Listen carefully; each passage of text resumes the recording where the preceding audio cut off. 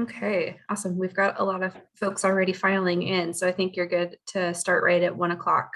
Okay, in a We'll couple get minutes, then we'll do that. Yeah, we'll get a pretty good chunk of people in by 1. Okay.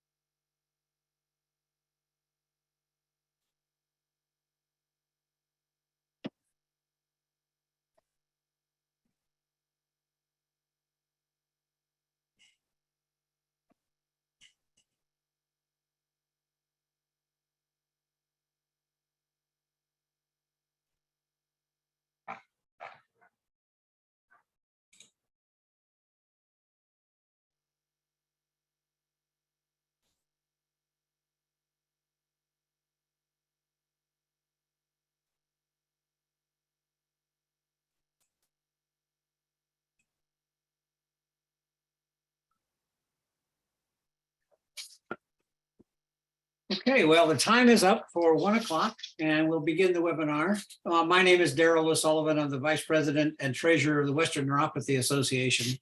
And it is my great pleasure to introduce you to Glenn Ribotsky, who's our Secretary and Board Member of the Western Neuropathy Association. Today, Glenn will be sharing his list of essential neuropathy websites so that both newly diagnosed and long-term patients may learn more about the many types of manifestations of neuropathy, in the hope that all will be better able to be good partners with their physicians and medical caregivers across the neuropathy journey, along your neuropathy journey. So one last thing to mention, that we want to encourage you to have lots of questions. Please put them in the system, and at the end of the discussion by Glenn, we will do our best to address every single question. So at this point, we'll turn over to Glenn. Thank you, Glenn. Okay, thank you very much, Darrell, and welcome everybody. Glad you're with us this afternoon. As Darrell mentioned, we're going to talk about basically essential neuropathy websites, as I have up here on the screen, which hopefully you can all see, for both self and cause advocacy.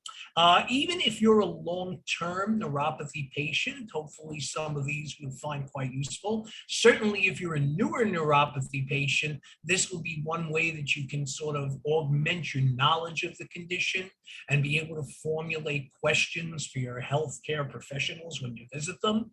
And a lot of this is due to the fact that, as I'm sure many of you have similar stories, when I was first diagnosed with a somewhat unusual neuropathy presentation, which I'll probably talk a little bit more about a little later, I had no idea what this is. And I really didn't know where to go for information about it. I'm sure that many people have had the experience of having unusual neurological symptoms, going to a primary care physician, or even going to a specialist, a neurologist, or someone else, and going through testing and eventually being told, yes, you have neuropathy, but not getting a lot of additional information from the office visits other than that. So since that did happen to me, I basically spent a lot of time with a lot of people, including, I suspect, some people who are online right now, going through a lot of the informational websites about neuropathy and coming up with a list of the ones that I think are best, most comprehensive, have the most usable information on them. And what I'll do, just to show you how this presentation will go, is I sort of subdivided this between sites that are useful for finding about diagnostic procedures to determine neuropathy, neuropathy types, and treatments, versus a little bit later in this presentation, sites that are more for general information and more public as opposed to personal advocacy. That's going to include a lot of the organizations out there that are involved with neuropathy, including, of course, the Western Neuropathy Association. And you'll basically see how this breaks down and go sort of from, I guess, from the specific to the more general. So to start off, let me tell you about some of the more interesting diagnostic type sites that there are out there. And let me flip over first to a very important medical paper, although it is a little bit old now. It was originally written in 1998, but it still is, I think, one of the most comprehensive breakdowns of diagnostic schemes to determine neuropathy extent and type. This is a paper written by Ann Poncelet, who basically has practiced at the University of California, San Francisco for decades. It's called An Algorithm for the Evaluation of Peripheral Neuropathy. And if you can take a look actually at the website here, you can actually see that this link to it is through AAFP, which is the American Association of Family Physicians. This is considered such an important paper that it's actually part of the American Association for Family Physician database. And outside of neurology textbooks, as I have here, this is really one of the original gold standard guidelines for investigating causes of potential neuropathies.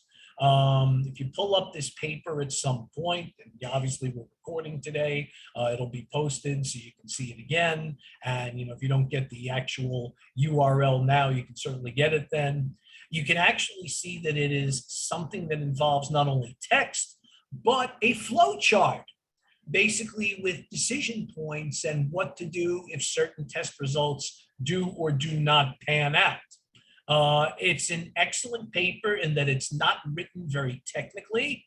It's written primarily for those general practitioners. It would probably be more technical if it was written for neurologists or neuromuscular specialists. But it's a good starting point for anyone, physician or not, who basically is told, hey, you might have neuropathy, and it basically gives an idea of how you would go about determining that. Another thing that helps with that, and I'll throw to the next slide, is the Washington University at St. Louis Neuromuscular Portal. This is with Washington University, which is a well-known medical school and has an enormous and well-regarded neurology department. And this is probably the best comprehensive overall site about neurological conditions, not just neuropathy, by the way, that I have ever seen accumulated under one roof. The URL that I have here is merely the entry point for the neuropathy section, but there are also sections about everything from multiple sclerosis to myasthenia gravis to stroke, to Parkinson's, almost anything that you can imagine that would affect brain, spinal cord, or the peripheral nervous system. It is written mostly in sort of an outline form for medical professionals, but like I said, it's ridiculously comprehensive, and you can go through the links and sublinks here literally for weeks to find out lots and lots of information. I actually captured a screenshot. I'll just show you how some of this works here. Hopefully you guys can see this. This is the differential diagnosis page on that website for neuropathy. And you can see that they break it down in a number of different ways, which is very, very useful, both for physicians and patients. There's section for functional involvement, whether you have motor symptoms, sensory symptoms, whether or not your main symptoms are pain. There's a section on autonomic symptoms as well. There's distinctions between small and large fiber. For those of you who may or may not be familiar with that, these small fibers generally do not have myelin sheathing, and these are the tiny microscopic fibers that underlie the sensations of pain and temperature, and also a lot of autonomic functions in the body, such as heart rate, sweating, blood pressure, and the like. The larger fibers are both sensory and motor. All motor fibers are large fiber, covered with myelin sheathing. The sensory large fibers generally subsume positional sense, vibration, touch, those type of sensory situations.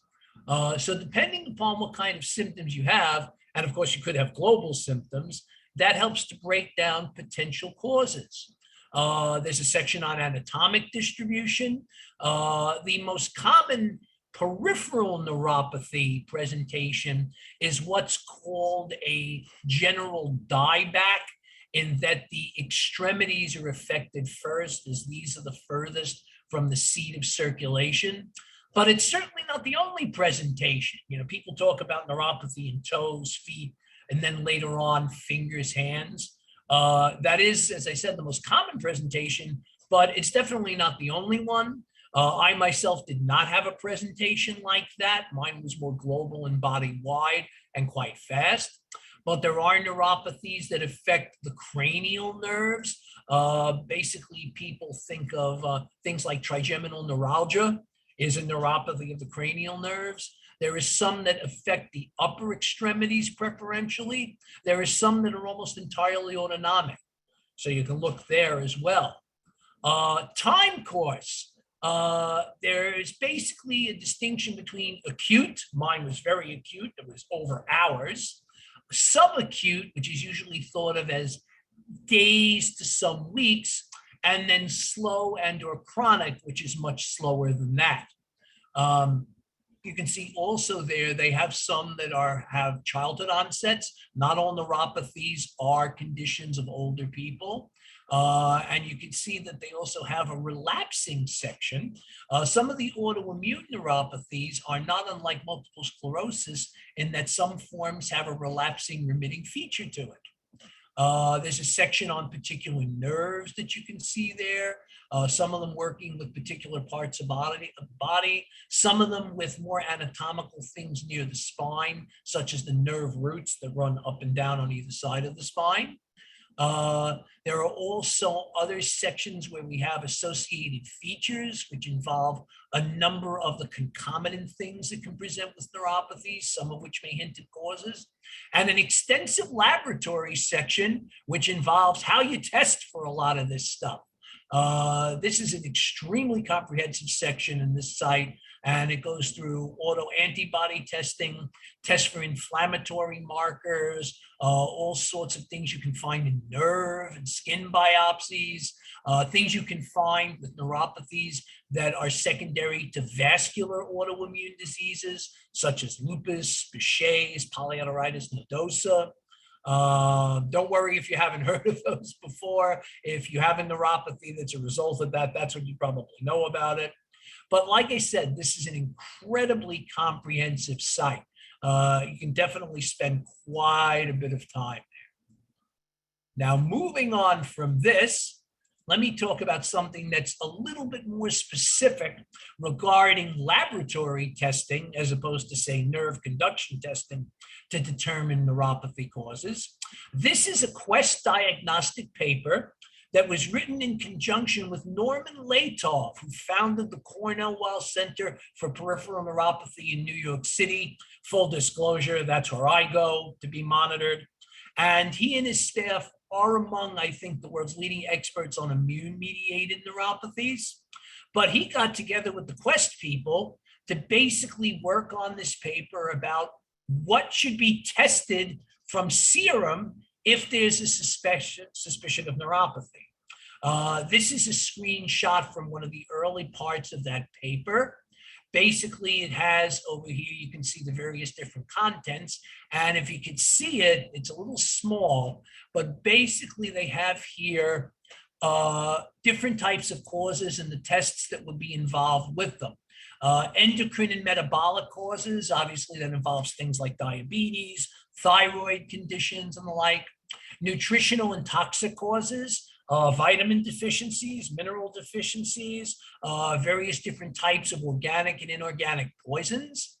Immune-mediated neuropathies, obviously some of the famous ones like Guillain-Barré or chronic inflammatory demyelinating polyneuropathy, CIDP, but also those that involve specific attacks on specific components of nerves. And these are very, very specific autoantibodies, many of which have just been discovered really in the last couple of decades. Things like autoimmune encephalitis, which attacks basically the coverings of the brain, the spinal cord, the nerve roots. Paraneoplastic neuropathies. This is something that should probably be tested for more than it is. It's not likely something a lot of primary physicians would know about. These include neuropathies that are secondary to tumors and cancers. Some people have heard of monoclonal gammopathies, otherwise known as M protein neuropathies, that involve rogue antibodies that are produced in certain conditions, sometimes associated with cancers like lymphoma or leukemia or things like multiple myeloma, but sometimes not. Sometimes it's basically what they call a monoclonal gammopathy of uncertain significance, where they find the antibodies but no tumors. And these interact with peripheral nerve and cause a good number of neuropathies. There are polyneuropathies caused by infections or inflammatory diseases. A lot of the ones that people are familiar with are those caused by things like West Nile, Lyme disease, even HIV, cytomegalovirus. These are all things that can cause neuropathies. And of course, one of the more interesting aspects of this is that there are reports of neuropathies in people suffering from long COVID, which is particularly relevant now. But this basically goes on from here to indicate the different types of tests that one would need to try and suss out a cause. Obviously, with things like endocrine stuff, you'd be testing for blood sugar levels, hemoglobin A1C, thyroid levels, and the like, and it goes on from there. And yes, if people do have questions about this, I actually can speak to a lot of the tests. I've had most of them over the course of my neuropathic journey, and can really talk about like what they're looking for. Next thing to talk about, and here's where we start to get into a little bit more distinguishing characteristics. For those people who've been told they have small fiber neuropathy, this paper in Practical Neurology is one of the best articles I've ever seen about those neuropathies, which, because they cannot be ascertained through nerve conduction studies, the nerves here are simply too small to stick electrodes in or to measure, are difficult to diagnose. There are a lot of people, I'm sure, who've gone through nerve conduction studies and some lab tests, which all come up negative, and then they're told like, well, whatever it is, it's not a neuropathy. Not always the case. It could be a small fiber neuropathy. And the reference list here is excellent because it talks about the number of tests that can be used to determine small fiber dysfunction. And it actually has a history of them too. The gold standard nowadays is skin biopsy, not to be confused with nerve biopsy, in which they actually take out a piece of larger nerve, often from the sural nerve of the ankle. Skin biopsy, which was really developed at Johns Hopkins back in the 80s and 90s, is more about taking usually a 3 millimeter wide circle of skin. They can do it on the lower calf. They do it on the thigh, also the upper arm, basically what they call hairy skin. And then they look to see what the small fibers look like under an electron microscope. So this is not something that's done everywhere because you need electron microscopy to do it. But most neurologists out there can take a sample and send it to one of the big neuropathy centers to be analyzed. There are also autonomic tests that can be done. As I said, small fibers also underline autonomic functions. Some of you may have had experience with sunomotor axon reflex testing, in which they collect some of your sweat, or some of the purple powder tests they have as part of that, where they basically dust you and they see if your skin turns purple when you're exposed to a high temperature when you're supposed to sweat. You can have both hypohidrosis, you don't sweat enough because of autonomic problems, and hyperhidrosis, you sweat too much. There is also some information here on qualitative sensory testing, which is what they used to do before they had skin biopsy, although that relies very, very much on patient reporting. I have had this done. They attach electrodes to your extremities, toes, fingers. They raise or lower the temperature, and you have to report how much of that you feel. It can be useful in certain situations, but skin biopsy is preferred nowadays if they can do it. But this is sort of one of the excellent papers about everything you wanted to know about small fiber neuropathies. Now, going ahead a little bit more, since one of the most common small fiber neuropathies involves diabetes, here is a paper about diabetic autonomic neuropathy from Dr. Aaron Vinnick, who's probably the world's leading expert on diabetic neuropathy. As I put here, if you Google his name, you'll come up with hundreds of papers. A lot of them are in the reference list of this paper. But people think obviously of diabetic neuropathy as typically small fiber, painful hands, painful feet, but there are other presentations as well. And a lot of diabetic neuropathy sufferers have autonomic symptoms where something's a little bit awry, either with, say, their eye blink reflex, their sweating, their blood pressure, their gastrointestinal systems. And this paper discusses each of these in turn. There is a lot of thought that people with small fiber neuropathy commonly do have some autonomic symptoms, although they may be minor and even subclinical. But, it's thought of that maybe part of the balance problems is not really a feedback from the sensory nerves as it is so much an autonomic problem. Again, hard to suss out. But this paper is a good one to read if you want to get some idea of what physicians may be doing to do that. I will now go to something that is very, very dear to my heart. I got tested a lot for this.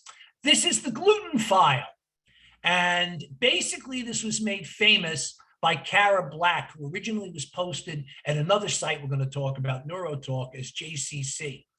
She has probably done more over the last 30, 35 years to bring gluten problems, celiac sensitivities, and the neuropathies and other symptoms that come with them to prominence than just about anybody else in the world. It wasn't Jessica Simpson. Kara was there first.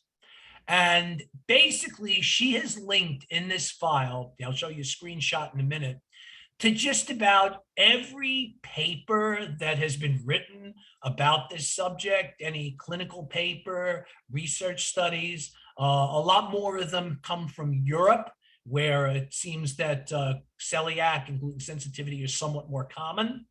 You can even get gluten-free buns on your Whoppers, apparently, in Northern Europe. But basically, she's got here just again, a very, very comprehensive database of stuff. And I'll show you, this is just a screenshot. It's not even the whole file page, but just to give some idea, and yes, you can access it through Facebook as well now, of what she's got going on here. There's a whole section on the right you can see of neurological manifestations, of which neuropathy, by the way, is only one of them. There's a balance problem known as gluten ataxia, which affects the cerebellum. There are things like different rashes that occur with them that disrupt neural sensitivity. There are all manner of possible effects from gluten sensitivity or celiac that are not just gastrointestinal, even though that's considered to be the classic set of symptoms. So gluten problems are probably an underappreciated cause of neurological disability, certainly for neuropathy, and a lot of work has been done on this at Cornell Weill. There's a well-known celiac center at New York Presbyterian Columbia Cornell, and it has a lot of cross-pollination with the neurology department there. But if you get tested and nothing seems to be coming up positive, and nobody has thought about testing you for celiac and gluten sensitivity, that might be something to consider. Okay, now we're going to start shifting over more from the more personal diagnostic cause-based stuff, really now to the stuff that's more in terms of overall advocacy and database material. The first side I want to talk about, which I mentioned a couple of minutes back, is NeuroTalk, the successor to Brain Talk, started by Dr. John Grohl as a companion to his Psych Central board, a number of years back. This is going back even before 2000. While it's not as busy as it used to be, because nowadays there's all the social media stuff, and there's obviously Facebook and Twitter, and there's even neurological TikTok now, and all these other things. It's still one of the best discussion boards and database linkage sites to go about all things neurological. The peripheral neuropathy section is actually one of the busiest there, interestingly enough. It basically is a place where people can post concerns, symptoms, test results, and get very, very good responses, not only from the medical professionals that go onto the site, but from the people who have a lot of one expertise on their own. Certainly the material that you can access through there rivals that of even places like the Washington University neuromuscular website. And just to give you some idea of what this looks like, this is simply the opening page. I couldn't get a lot onto this, but you can see where there's like the new member introductions and social chat and stuff. And below all this, there is definitely a whole series of neurological conditions. Again, it's not just neuropathy, it's almost anything neurological, anything brain, spinal cord, and nervous system that you can imagine. There are very active multiple sclerosis, stroke, Parkinson's forums here as well. But the good thing about it is that for each one, they basically break it down between the discussion areas and a section they like to call useful websites, or we tend to call them the stickies, which is where people do a lot of what I've done here today, post different papers and different databases for information about the various different conditions. So almost everything that I'm talking about today, one can go and find in the useful websites part of the peripheral neuropathy section of NeuroTalk, as well as a lot of other things that people have posted there about things like vitamin deficiencies and the like. So NeuroTalk is a great place. Like if you want to ask questions and you haven't found as much information on Facebook or other places as you would like, it's a good place to go. Another place that's a good place to go, and now we're talking about places that are affiliated often with particular health systems, is the Neuropathy Commons section, neuropathycommons.org. This is a very comprehensive site with information about neuropathy that is maintained by the Neurology Department of Massachusetts General Hospital, which is one of the leading research treatment centers for neuropathy. Besides Mass General, I tell people what you want, if you really think you need specialized opinions, you want to look at places like, Cornell Columbia Center, which is where I'm followed, Johns Hopkins. There's also the Jack Miller Center in Chicago, if you're in the Midwest, which is actually one of the sponsors of the Foundation for Peripheral Neuropathy, which we'll talk about in a little while. There's University of California, San Francisco, where Ann Poncelet has been for a very long time.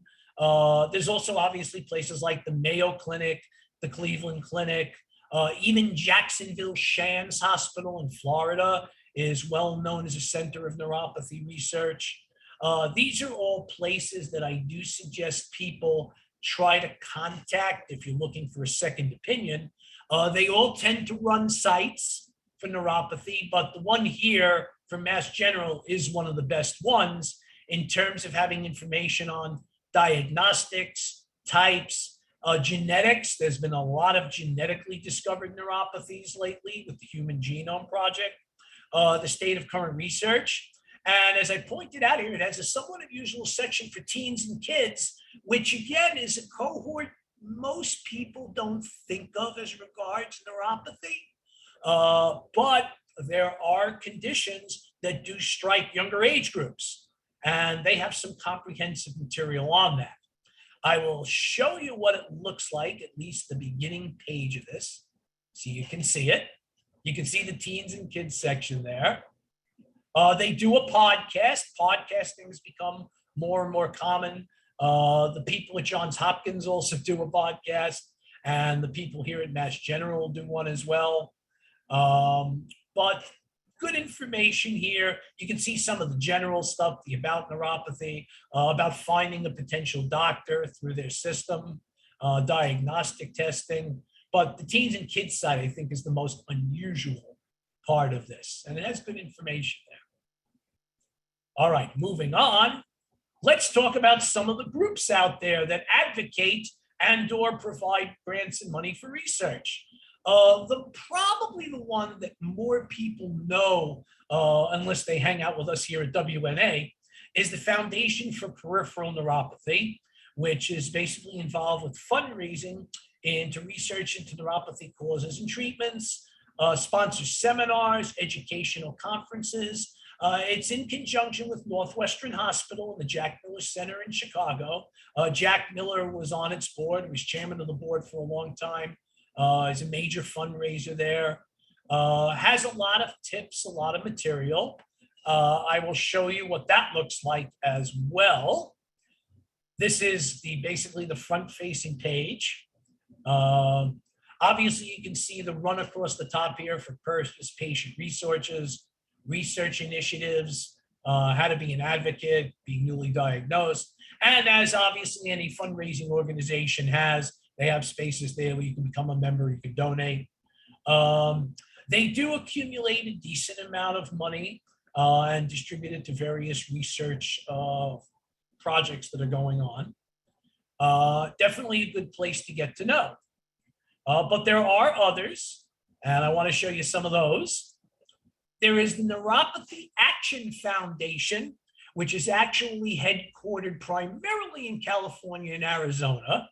They're an advocacy group, nonprofit, all volunteer, works to spread awareness of the condition, not only among patients, but among medical professionals. They do continuing education stuff for doctors.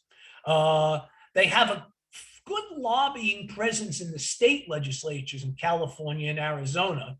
And one of the things they've tried to make treatments such as intravenous immunoglobulin, IVIG, more readily available. This is a treatment that is involved with people who have certain autoimmune neuropathies, most notably Guillain-Barré or variations of chronic inflammatory demyelinating polyneuropathy. It's hard to get.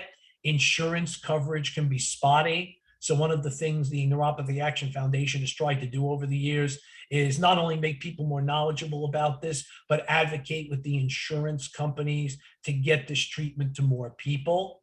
They have actually worked well with the GBS-CIDP Foundation, which is specifically involved with advocating for that condition. It has a number of legislators on its board and legislative aides, and again, has some decent neuropathy general information on it. They're distinguished, as I said, by their legislative focus. And here's what the front of their website looks like. Notice awareness, education, empowerment prominently displayed. They run Neuropathy Action Awareness Day, where they drag patients into the state legislatures in California and Arizona. That's often effective, at least in getting some more awareness there among the legislators. As I said, they're very, very much involved with doing patient advocacy. And as I said, they're all volunteer. And of course, you have to include us in here with a very simple, by the way, URL, pnhealth.org. The Western Neuropathy Association was started as a loose affiliation of California-based neuropathy support groups. It was originally started, by the way, as an offshoot of the Neuropathy Association, which does not exist anymore. The Neuropathy Association was a national group that basically had a paid staff, although it wasn't many, from 3 to 5 people, that did a lot of the advocacy and, again, research funding into neuropathy causes. But over time, and with the large recession in the early part of 2007 through 2009, they fell upon harder times, and they basically disassociated and decommissioned themselves in 2017. What's really left of them is WNA, which has become basically the largest offshoot of that. It has over the years absorbed some other organizations and partnered with them. So though it was originally started by Bev Anderson in California, and it was originally called the Western chapter of the Neuropathy Association, it has now involved itself with the neuropathy associations that were in Texas. And we've also at this point brought in a lot of people from all over the country. I myself am from New York City. We have people from various different metropolitan areas. And the real focus here, although yes, we support research, we have information for caregivers and patients, we do advocacy, we do an annual conference. The real backbone of WNA has been support groups.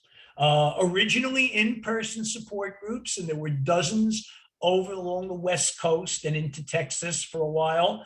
Obviously, the pandemic cut that down considerably, but there was actually a bit of a silver lining there because we brought the support groups online with a lot of Zoom people. And now it's good because people can really, get involved in a support group anywhere in the world.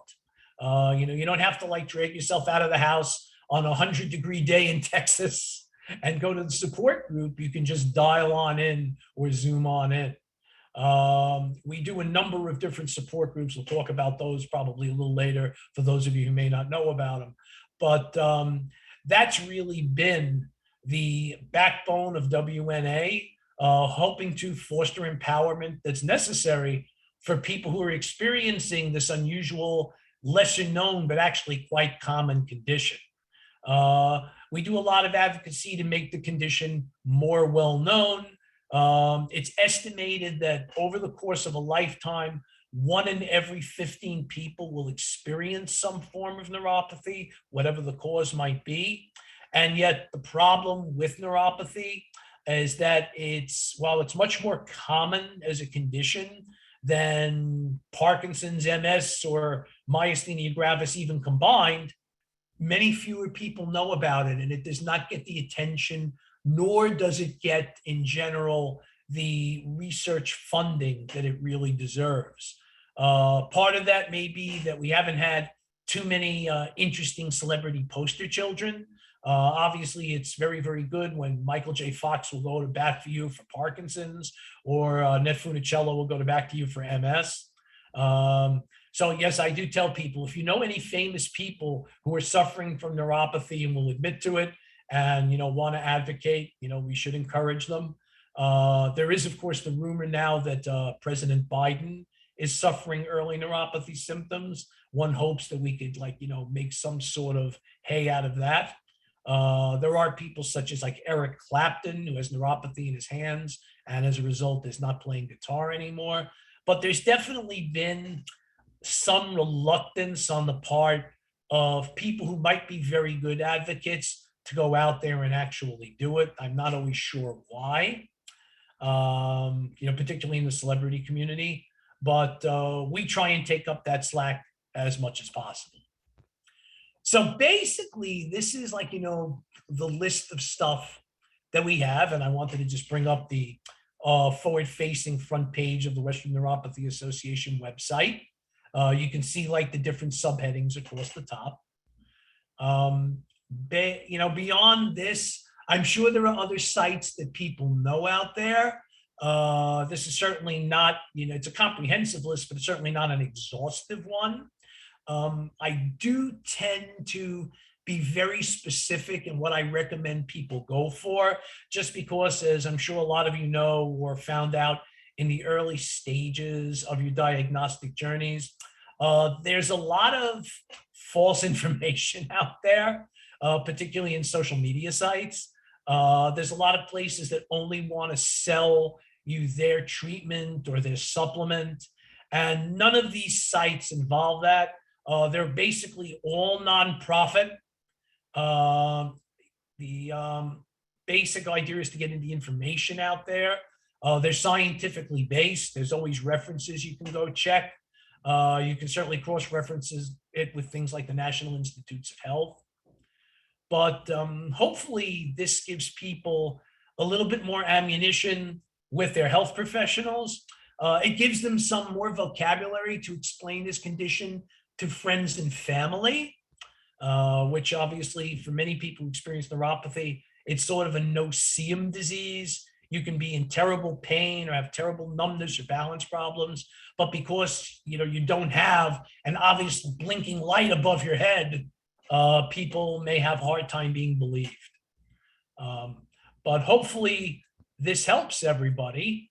And obviously we want to help a little bit more. So at this point, I'll certainly open the floor to questions and comments. I see that there's a few of them coming into the chat and probably into the Q&A, and you guys can certainly post more of them in. We can bring Daryl back. Okay, I'm back. So I'm going to look at some couple of questions here real quick, and we'll keep hoping that more people keep putting in questions because we'd really like to answer as many of them as we can. So this is from Catherine. Where's the best place to go, website, to find treatment for peripheral neuropathy? Well, interestingly enough, many of the ones that we've talked about, today are places where you can find out about such treatments. Obviously, the WNA site has them. The Foundation for Peripheral Neuropathy site has them. But when you're talking treatments, you have to be specific because there are so many different types of neuropathies. The treatments obviously vary. Certain situations with neuropathy, you may be talking more about palliative treatment. You may be talking about, say, drugs or supplements to help reduce symptoms.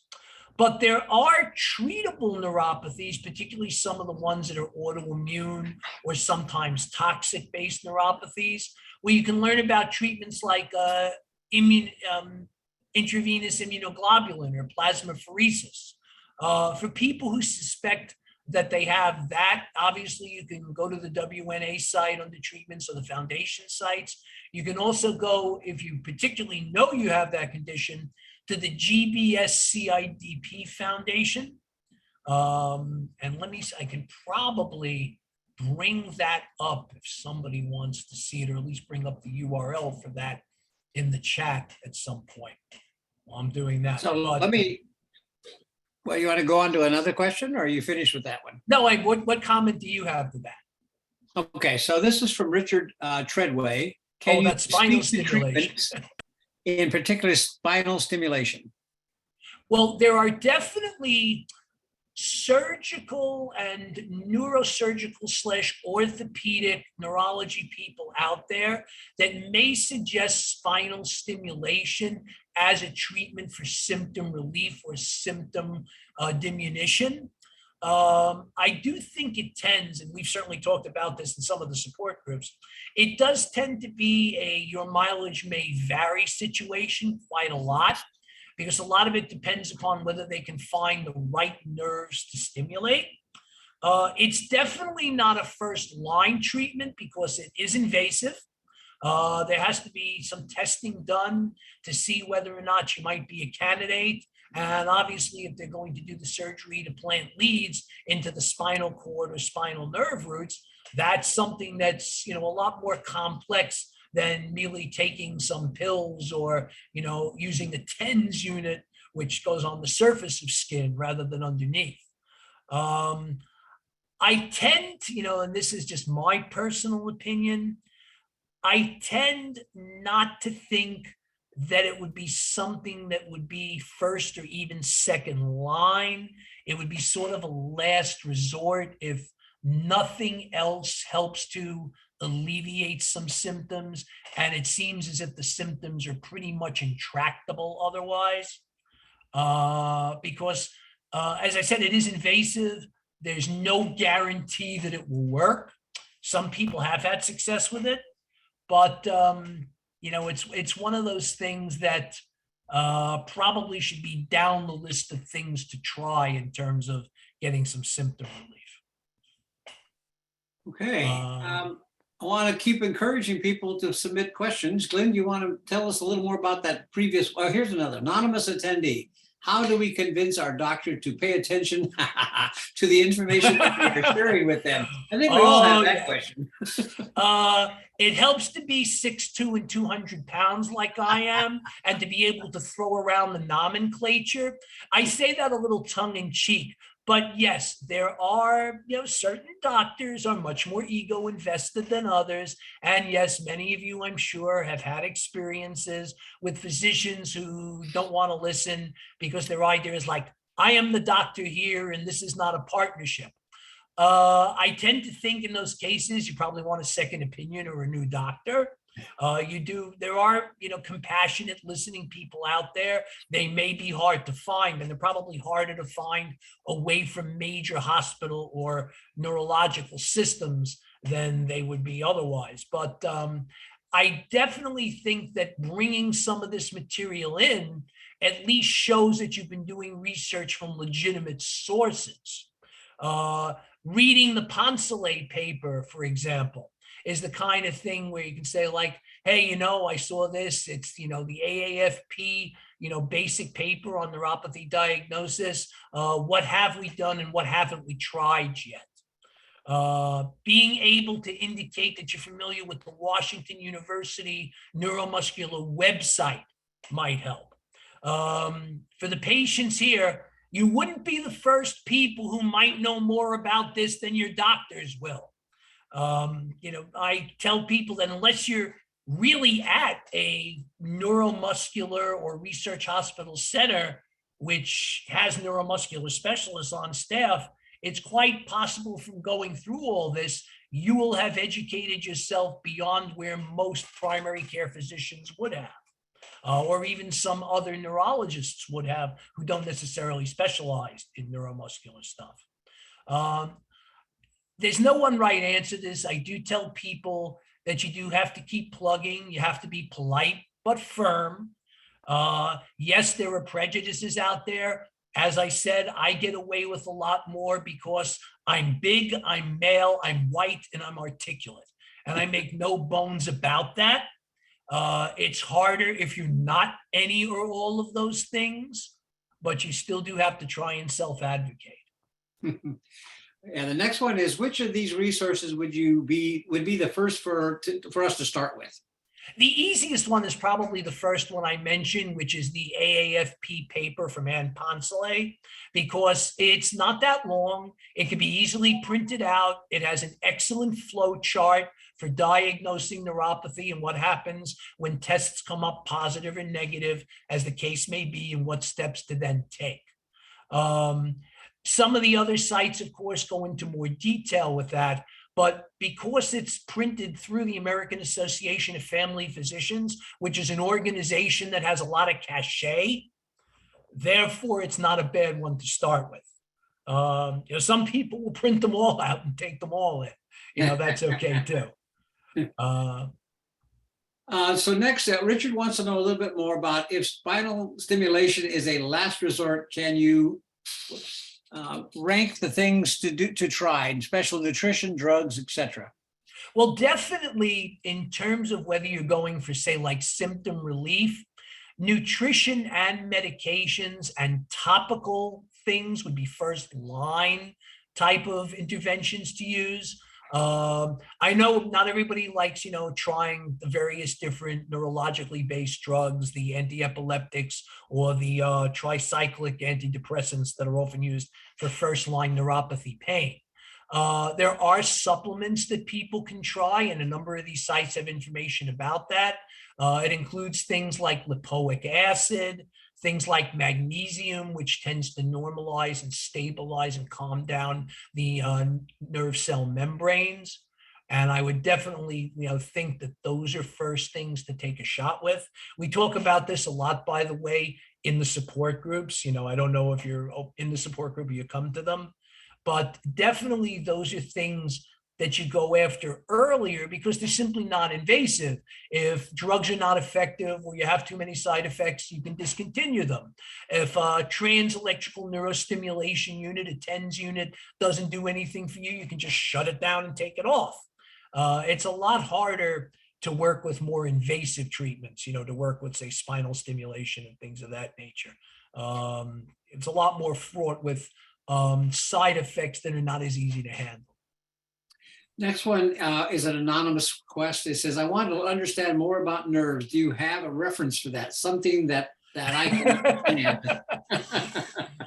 Well, I'm not going to assume that, you can't understand anything that I can't. The Peripheral Nerve Society, which is not something I included in here because they're not exactly, completely focused on neuropathy. And, I went after stuff that was more neuropathy focused, but they have some information. Probably among the stuff that we mentioned today, the Washington University Neuromuscular website is probably the best in terms of understanding just the basic functions of nerves and their anatomy. If you go into that site, you can actually go into the peripheral nerve section as opposed to, say, the neuropathy section. Neuropathy obviously is when things go wrong, but the peripheral nerve section basically talks about the function of nerves, the electrolytic chemical aspects of nerve signaling. It distinguishes, as I said, between small and large fiber. So you can talk about the different types of nerve fibers. It does get very specific there. It breaks down into very specific types of small and large nerve fibers and how they are either myelinated or unmyelinated. But that's probably a good place to go. It can be a little technical, but it's not something that you probably are going to have trouble with as long as you give it a relatively close read. I talk about this all the time. I say, okay, you have peripheral nerves versus central nervous system nerves. The peripheral nerves are anything outside the brain and the spinal cord, because the brain and the spinal cord have special chemical compositions, and the myelin sheathing on them is different from the myelin sheathing that's on peripheral nerves, which is, again, anything not in the brain and spinal cord. And then with peripheral nerves, you have a basic breakdown between large and small fiber. And then you have sub breakdowns from there based upon functionality and so on. I can talk about that probably for hours, but you're better off reading it. Yeah, the next one is a comment by Marlene Underwood. Acceptable presentation. My neurologist at UC Davis Medical Center was a zero, provided no options or even some resources.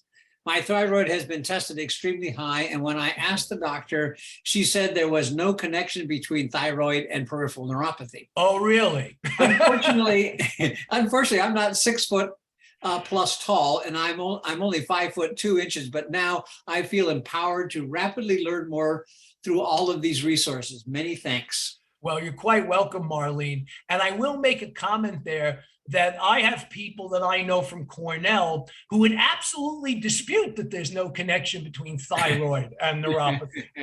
There is underfunctioning thyroid neuropathy. And in fact, one of the interesting aspects of that neuropathy is carpal tunnel and tarsal tunnel syndromes. Carpal tunnel, of course, is the wrist. Tarsal tunnel is in the ankle area. It does seem as if underfunctioning thyroid tends to result in deposits of mucin, which is a protein, in those areas where nerves pass through very small channels and it's easy to compress them.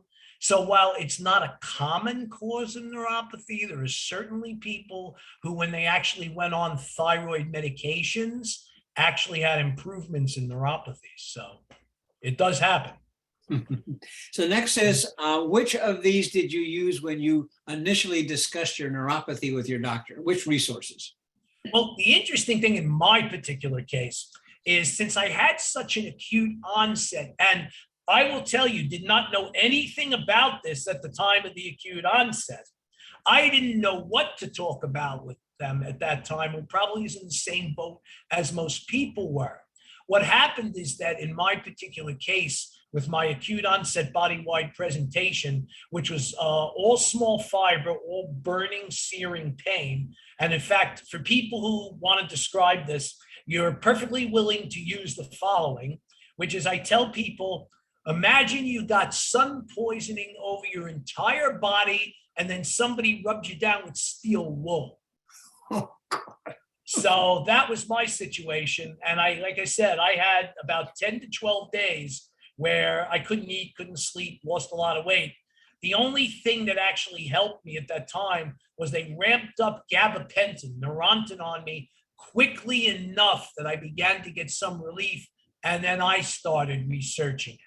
One of the first things I ran into was neurotalk, because if you put in neuro, you'll get neurotalk, even if you put in neuropathy, and started reading the peripheral neuropathy section there.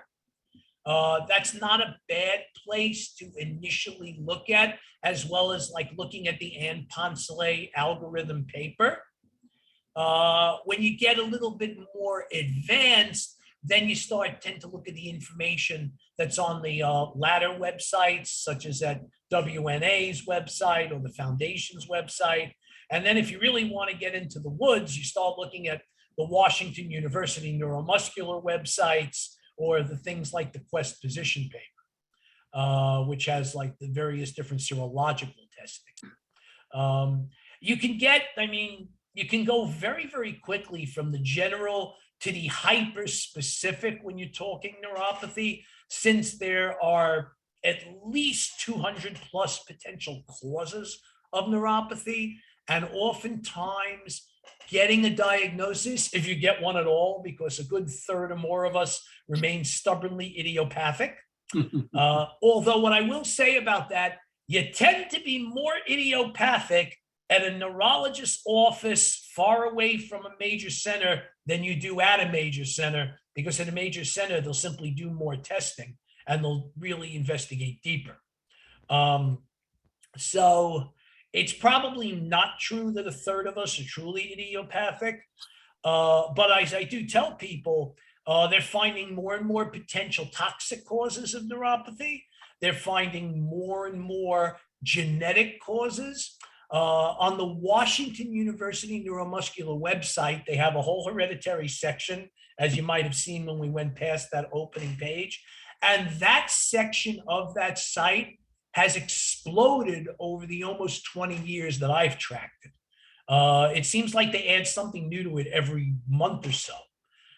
There's literally hundreds now genetic anomalies that lead to some form of neuropathy.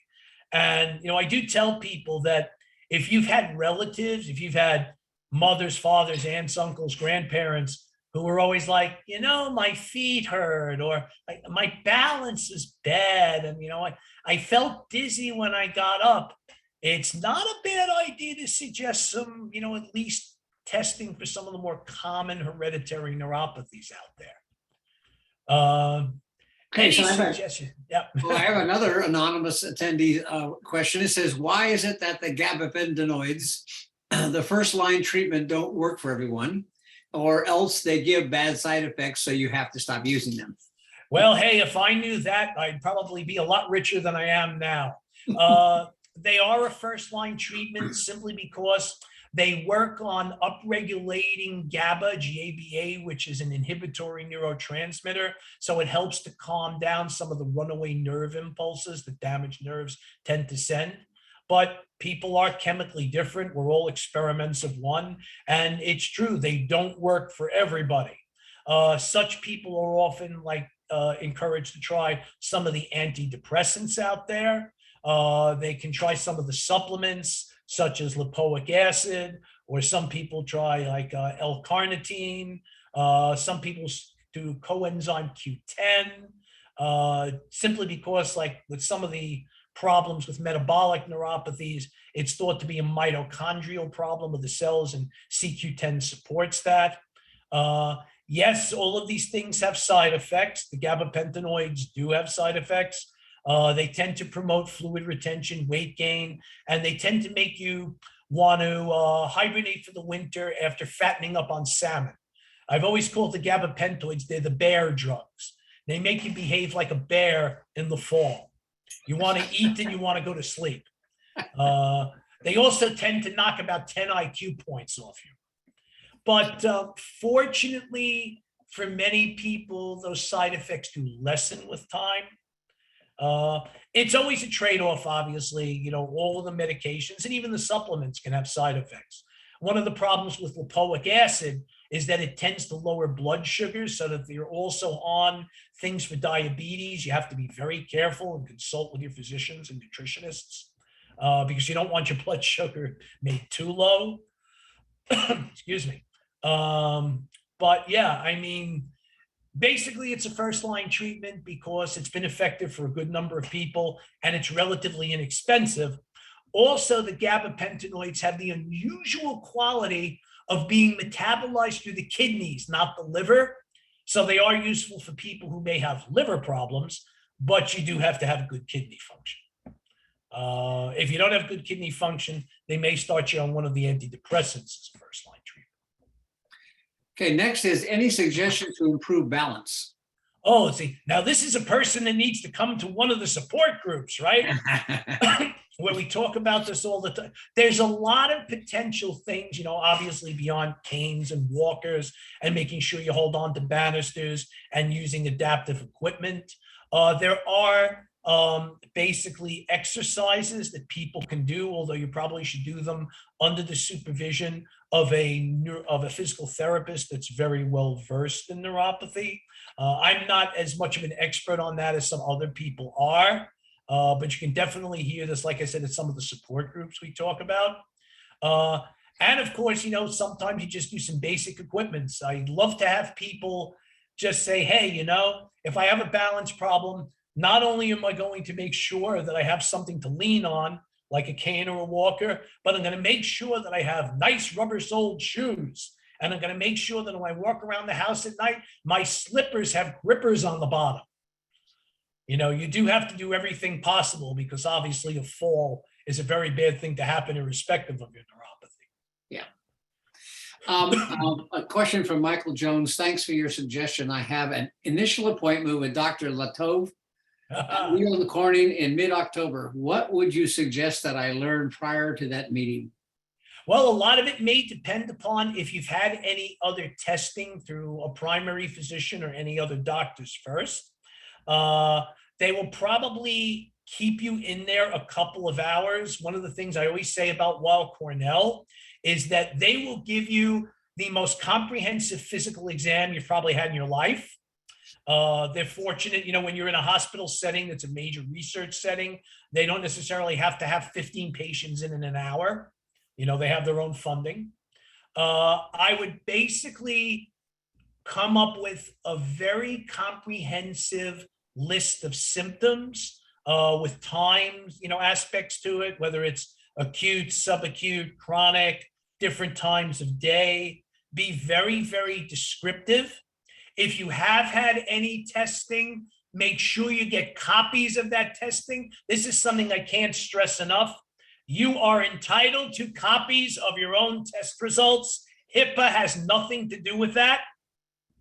Sometimes an office may charge you a little bit, like to print it off, but I like to always have printed off paper copies, just so you don't get into situations where perhaps one office doesn't have access to another office's database or website. But, obviously, Michael, your situation is going to be very individual to you. Obviously, you may want to look at some of the diagnostic protocols like the Poncelet paper before you go in. But it's probably most important that you have a good description of what you're going through going in there. I guarantee you they'll ask about it, but having it going forward is good in the sense that you save time doing it. Another question from Gerald King. What is the best resource for information on anti-MAG neuropathy?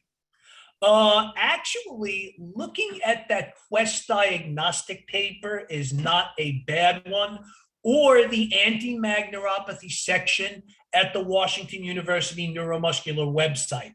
They do have a fairly extensive section on it because of the use of the anti-cancer drugs as second and third line treatments for this. And for those of you who don't know, anti-MAG, it stands for anti-myoglycan-associated glycoprotein. It's basically a type of autoimmune neuropathy in which there are autoantibodies directed against this particular aspect of myelin. It is often associated with blood cancers or monoclonal antibodies, which is why if you do have anti-MAG, it's good to get that testing done. I said it's associated, but it's not always present with that. But I would definitely look at the Washington University site on this, because they not only talk about the very specific antibody interactions, but they talk a lot about treatments. And a lot of the treatments have been developed recently, and a lot of them are similar to the treatments that are used for the blood cancers. There are things like, Rituxan and things of that nature, which are immune modulators that are designed to interact and dampen the autoimmune response.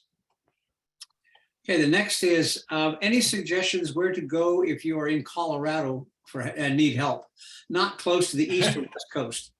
Yeah, and that's something I don't know a lot about the hospitals out there. I apologize for saying. It's interesting because we had just had a discussion just the other day, even about how the Foundation for Peripheral Neuropathy site does not even have a support group listed for Colorado. I mean, I can't imagine there are people there who don't suffer from this. So, but I would tend to think that at least one or two of the major hospitals in Denver or in the suburbs might be a good place to at least make an initial inquiry. I mean, it may just be that historically it's not something that they specialize in, but I don't know a lot of people from Colorado who have talked about this in the sense of saying, well, I couldn't get like good diagnostics in Colorado, so I went out to the coasts. I suppose that, probably if one had to go to like the closest thing and didn't want to go west, it might not, be bad to go to the Jack Miller Center at Northwestern in Chicago. But again, I know that's a schlep. That's a long trip.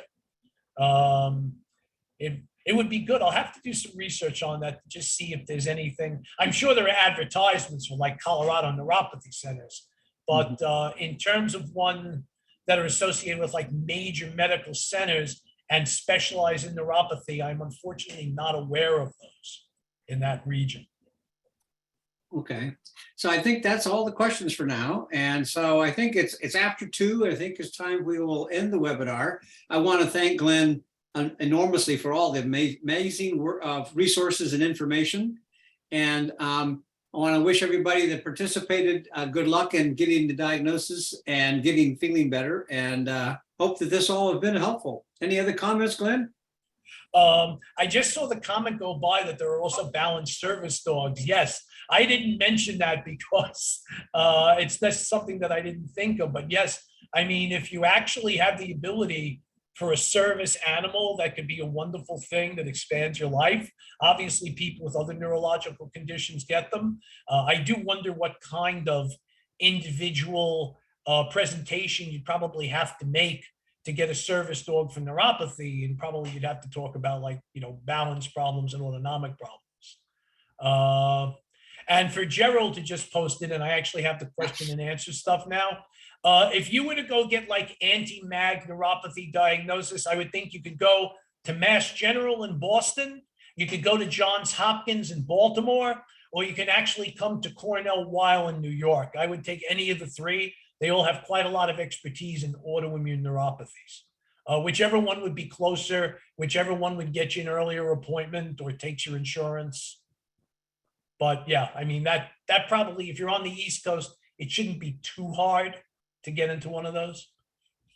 Okay, thank you again, Glenn. So I think we'll go ahead and end the webinar. And thank you again for participating. We're much appreciative. Yes, we're glad that you all came in here, and do go in for people who are looking like, for more detail on some of the questions they were asked. If you go to the WNA website at pnhelp.org, you can get our scheduled support group meetings, the online ones, and anybody can join in from anywhere.